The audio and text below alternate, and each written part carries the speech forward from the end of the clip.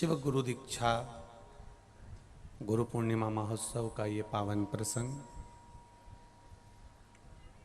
जिस समय पर एक गुरु की शरणागति में बैठकर भगवान शंकर की अविरल भक्ति को प्राप्त कर, मेरे शंकर की कथा ये कहती है, शिव महापुराण कहती है, और ये गुरु पूर्णिमा का महोत्सव कहता है कि गुरु कैसा भी हो चलेगा पर झूठा ना हो, बस इतना स्मरण कर। चरण छूने की मना नहीं है, दुनिया के सबके चरण छुओ, मना नहीं, पर हमारे यहाँ शिव महापुराण की कथा कहती है जिसका आचरण अच्छा हो उसके चरण जरूर छूना चाहिए, जिसका आचरण ठीक नहीं तो उसका चरण भी नहीं छुआ जा सकता। मस्तक पर द्विज का चंद्रमा धारण कर कर बैठा है, मतलब द्विज का चंद्रमा ऐसा होता है कि वो गलता चले जाता है, छोटा होते चले जाता है, एकदम दुर्बल पतला। जब चंद्रमा को दुख हुआ तब उसने भगवान को पुकारा, और दूज का चंद्रमा था एकदम दुर्बल, एकदम पतला, एकदम जो पूर्ण गलने की ओर आ गया, तब शिव जी को पुकारा और शंकर जी ने उस दूज के चंद्रमा को अपने सिर पर धारण कर लिया, चंद्रमौली कहलाने लगे। गले में रुद्राक्ष की माला है, और वो रुद्राक्ष भी कौन? शंकर का स्वयं पुत्र, शिव का स्वयं स्वरूप, शंकर का अश्रु, शंकर के पुत्र, शिव का स्वरूप, शंकर का गण, शंकर का एक स्वरूप। क्योंकि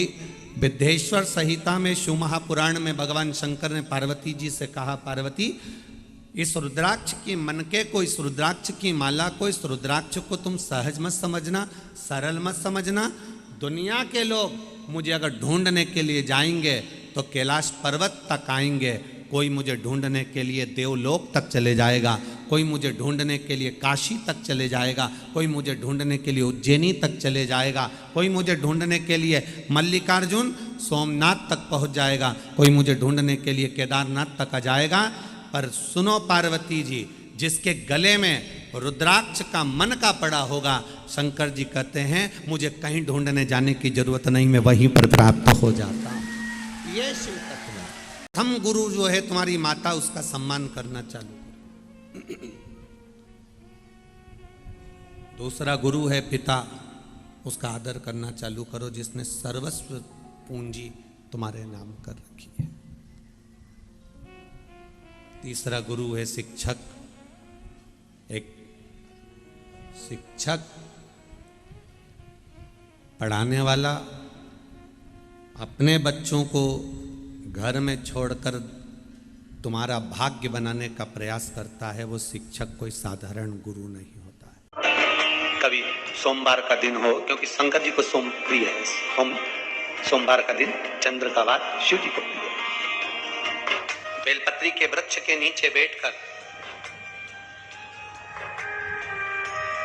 हाथ में एक बेलपत्र का पत्ता रखकर आप पंचाक्षर मंत्र नमः शिवाय, ओम नमः शिवाय, या श्री शिवाय नमस्तुभ्यम, या महामृत्युंजय मंत्र का स्मरण कर रहे हो, पर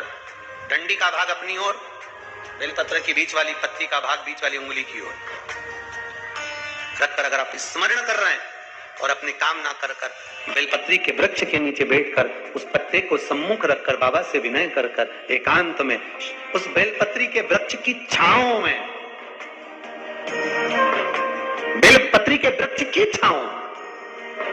आप कामना कर कर उस पत्ते को शंकर भगवान के ऊपर समर्पित कर रहे हैं, तो ये जान कर रखें कि पार्वती और शिव का मिलन करवा रहे हैं और अपनी मनवांछित फल कामना पूर्ण करवा रहे हैं। क्योंकि शिव और पार्वती का जब मिलन होता है, शंकर पार्वती जब एक दूसरे के सम्मुख में होते हैं, शिव और पार्वती जब एक दूसरे के सामने अपने बच्चों के कारण एक दूसरे के सम्मुख में आते हैं, तो उनके चेहरे पर प्रसन्नता का भाव आ जाता है। फल, मनवांछित फल की कामना आप जिस कामना के लिए कर रहे हैं, विवाह के लिए, नौकरी के लिए, सर्विस के लिए, व्यापार के लिए, रोग मुक्ति के लिए, आप जिस कामना से कर रहे हैं, बस उस कहत कभी सोमवार का दिन हो, क्योंकि शंकर जी को सोम प्रिय है,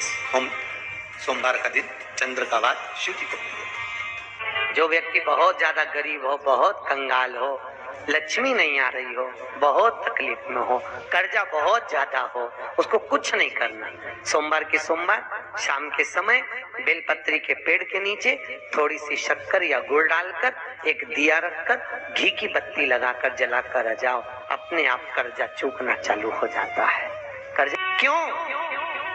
माता लक्ष्मी को भगवान शिव ने कहा था, लक्ष्मी तेरा विवाह मैं भगवान नारायण के साथ कर रहा हूँ, तो नारायण के चरणों में तो रहेगी, पर एक बात याद रख, माता पार्वती के नयन अश्रु से प्रकट हुए बेलपत्र के नीचे शाम के समय पर तेरा निवास होगा। तो प्रतिदिन शाम के समय पर बेलपत्र के पेड़ के नीचे बैठकर नारायण की आराधना करेगी। जो तेरे नाम का दिया बेलपत्र के पेड़ के नीचे लगाएगा, उसका घर संपदा से भर जाएगा। महाराज, शिव महापुराण तो यहां तक कहती है कि आपका कोई काम अटक रहा है, कोई काम नहीं हो रहा, बहुत परेशान हो गए, बहुत थक गए उस काम के लिए, सबके हाथ भी जोड़ लिए, सबके पास होकर आ गए, पर वो काम बढ़ ही नहीं रहा, तो निवेदन करते हैं, घी के दिए में काली तिल डालकर सोमवार के दिन शंकर जी के मंदिर के सामने तुम रुका जी का नाम लेकर दिया लगाकर जिस काम को तुमने दुनिया के आगे कहकर देख लिया, कर देख लिया, नहीं हुआ, उस कार्य को एक बार दिया लगाकर निवेदन कर फिर जाकर देखना, काम आगे बढ़कर ही रहेगा, छूटेगा नहीं।